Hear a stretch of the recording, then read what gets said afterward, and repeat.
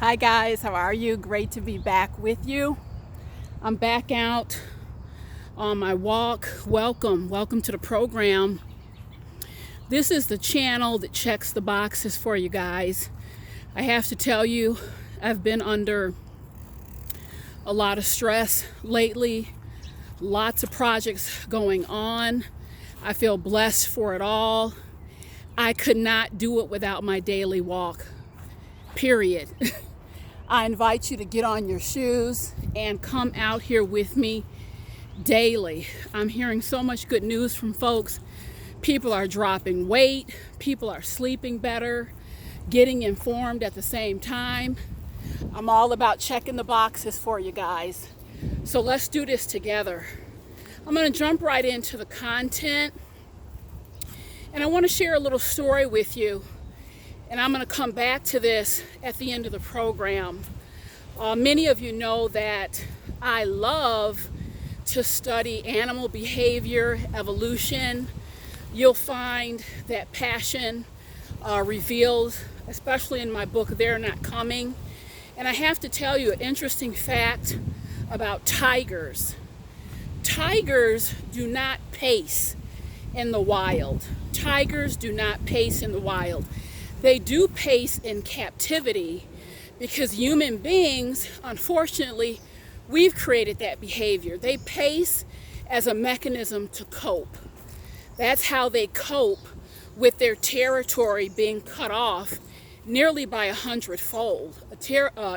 Tiger's natural territory, if it's not close to 100, maybe a little over 100 miles. I mean, they are creatures that were truly born to be free. Now, I share that story with you for a specific reason. I'm going to tie this all in together. The first time this ever happened, I got a joint email from Mike and Leslie. Very interesting, never got a joint email from a couple. And they wanted me to tackle a question for them. I'm not going to run away from it. And the question is, they're kids. They're not little anymore. They have 2 in college. 1 is on the way to college. Mike admits that when they got together many years ago, he describes himself as somewhat antisocial. All of his needs were primarily met in the relationship. They were always together, and that wasn't a problem. Movies, dating, then their child rearing came. So really just constantly together, and that really wasn't an issue. Now, as time has gone on, Mike has moved into a career that he loves, colleagues he's really good friends with. They like to go out after work, grab a bite to eat a few times a week, and he is discovering within himself a new social outlet that he never had, and he's enjoying it. He wants to take a job that will cause him to travel a little bit more. He's clearly told his wife, you are free to come on some of the trips from time to time. I'm just moving into a different area of my life. And she's giving him a lot of pushback. And her mentality is, you haven't been wanting to go. I feel like you're pulling away from me.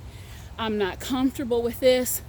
She's giving him a lot of grief. And so they wanted me to chime in on the situation. Now, guys, I love that you watch the channel together. I don't want to cause any problems. You may not watch it together after you get my feedback, but so be it.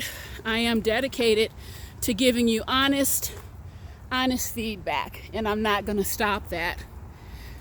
So my take on it is this. I think a huge mistake that many people make in their relationships is restricting bandwidth,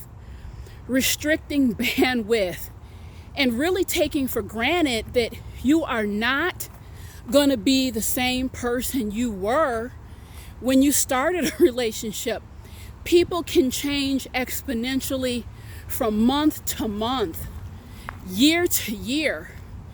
Lord knows over a decade, there's going to be some changes that need to be accommodated.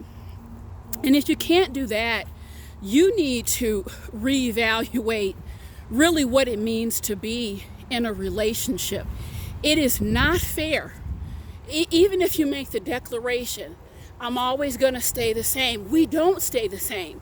That's what life is. We evolve.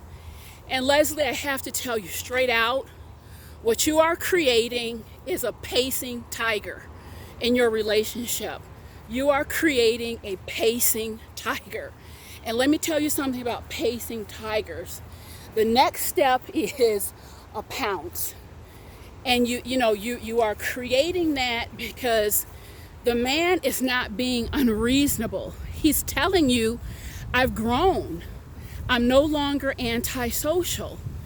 I can finally go out, sit among people. I found colleagues I can laugh with and enjoy with. And he's gone one better. He said, darling, I'm having so much fun. No disrespect to you. You can join me too. And Leslie, you're pushing back. This is a situation of insecurities that you're going to have to deal with. Your children, all two of them are up and out. One is on the way out. And quite frankly, this is just not a scenario that you want to set up, pushing back too hard on him, because you're going to back this man into a corner, and then both of you are going to be somewhere you don't want to be. So I would really encourage everyone, my core message today is take a look at your relationship, renegotiate, check in, have a conversation about bandwidth, have a conversation about accommodating change. Sometimes people reach a state in their life, they just need to get out more. Sometimes people reach a stage in their life, they just need to be alone more. Sometimes people want more touch and affection. Sometimes folks want more time with their family. We evolve. And if you cage someone in and create that pacing tiger, you could end up in a cage by yourself, a cage of isolation and loneliness. Relationships are a gift, and bandwidth is required to sustain healthy relationships. So folks, this is my message for today. Do not create pacing tigers in your relationship. I want you to go on. I'm going to finish my walk. This is my medicine. This is my therapy. I'm going to try to get in at least 4 miles today. Why don't you challenge yourself to do the same? I'll catch up with you guys soon. Thanks. Bye-bye.